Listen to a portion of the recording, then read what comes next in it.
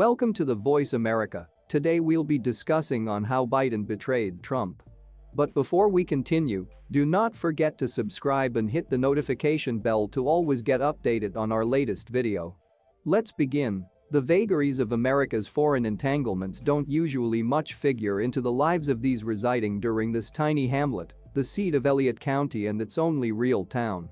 Yet stood outside his church on a transparent Sunday morning. Charles Johnson's voice broke as he described how he saw the U.S. pull out ordered by President Joe Biden.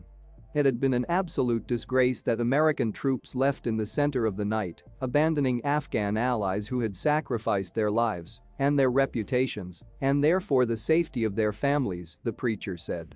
There was no reason for them to die, he said. They did not have to die. Last month's chaotic and deadly end to America's longest-running war has spurred widespread criticism of the Biden administration and a shocking downturn publicly support for the president. Among allies, it's undermined Mr. Biden's message of competence, and in Washington, members of Congress from both parties are demanding answers. In places like Elliott County, deep within the Appalachian foothills, it's being seen as vindication for voters who rejected the Democrat and had backed Republican Donald Trump. To a number of them, it's the confirmation that Mr. Biden and his party can't be trusted to enhance people's lives, theirs or anyone else's. Sandy Hook is both a surprising and unsurprising place to be rife with such sentiment. Shortly ago, the county was the staunchest Democratic stronghold within the U.S. until the arrival of Mr. Trump in 2016. It had voted blue in every presidential election since it had been incorporated in 1896, the longest streak within the country. Support for Democratic politics had been so strong for therefore long in Elliott County for two reasons.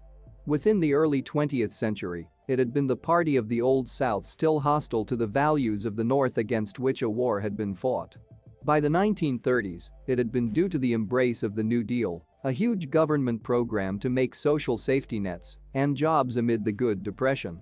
Jobs, the economy and policy have always been the items voters cared most about. The 1960s Vietnam War didn't shatter their faith in Lyndon Baines Johnson, and Jimmy Carter's troubles abroad barely registered here in 1980 when he lost Kentucky but won 3/4 of the Choose Elliott. But alongside much of the agricultural American South, the county turned away within the last two elections with the sensation that the party had abandoned them. Please do not forget to subscribe and hit the notification bell to always get updated on our latest video.